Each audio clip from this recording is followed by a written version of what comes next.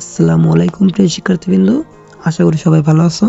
So দেখো, তোমাদের আজকের রচনা হচ্ছে কি সমাজ কল্যাণে ছাত্র সমাজের ভূমিকা। ঠিক আছে, সো এটা কিন্তু খুবই গুরুত্বপূর্ণ একটা রচনা।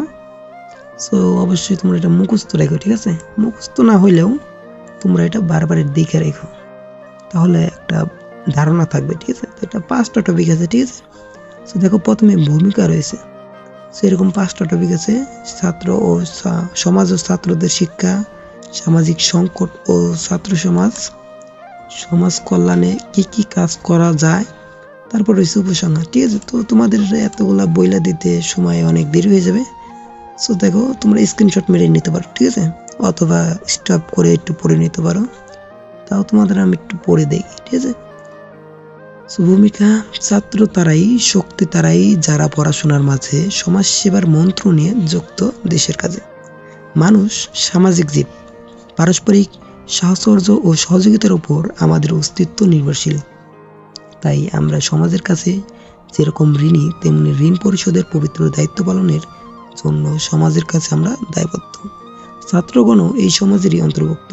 তাই যে সমাজে তারা লালিত পালিত, সেই সমাজের উন্নতি ও কল্যাণ বিধানে নিঃস্বার্থ সেবায় অংশগ্রহণ করা তাদের পবিত্র কর্তব্য ও দায়িত্ব। ছাত্রানাম অধ্যয়নং তপৎ, অর্থাৎ অধ্যয়নই হলো ছাত্রদের তপস্যা। অধ্যয়ন ছাত্রদের তপস্যা হলেও সামাজিক দায় দায়িত্ব তারা এড়িয়ে যেতে পারে না। আপনারে লয়ে বিব্রত রহিতে আসে নাই কেহ, অবনীতরে পরে সকলের তরে সকলে আমরা, প্রত্যেকে আমরা পরের তরে। তো এটা ভূমিকা ছিল। তো তারপর দেখো সমাজ ও ছাত্রদের শিক্ষা। সো এটা তোমরা একটু পড়ে নিও, এতগুলো পড়ে নিলে অনেক সময় লাগবে। সো তোমরা স্ক্রিনশট নিতে পারো বা পড়তে পারো। ঠিক আছে, সো দেখো তারপরে রয়েছে কি সামাজিক সংকট ও ছাত্র সমাজ।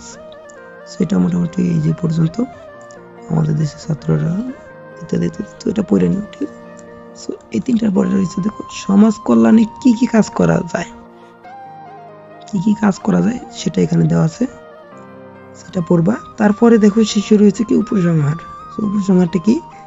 ছাত্ররাই দেশের আশা, ভরসা, ভবিষ্যৎ। তারা এই দেশের শক্তি বল।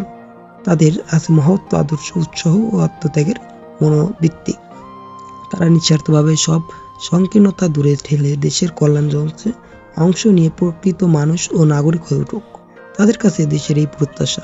সামাজিক কর্মযন্ত্রে সামিল হওয়ার আগে ছাত্র সমাজকে হতে হবে সহমর্মী এবং সংবেদনশীল।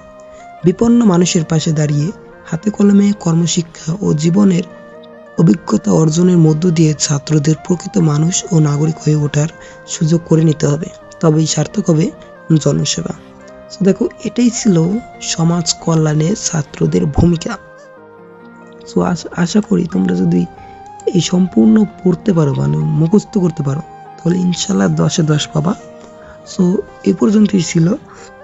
তো তোমরা যারা নতুন আমার চ্যানেলে, অবশ্যই সাবস্ক্রাইব করে দিও। ঠিক আছে, কারণ নতুন একটা চ্যানেল খুলছি তোমাদের জন্য। তোমরা যদি সাবস্ক্রাইব না করো তো কে করবে? ঠিক আছে, সো তোমরা কমেন্ট করো। ঠিক আছে, যে কার কোন জায়গায় সমস্যা অথবা কার কি লাগবে তোমরা কমেন্ট করে আমাকে জানাতে পারো। ইনশাল্লাহ পরবর্তী ভিডিও ওই সম্পর্কে আমি ছাড়বো। ঠিক আছে, তো আজকে বিদায় নিচ্ছি। আল্লাহ হাফেজ, দেখা হচ্ছে পরবর্তী নতুন ভিডিওতে।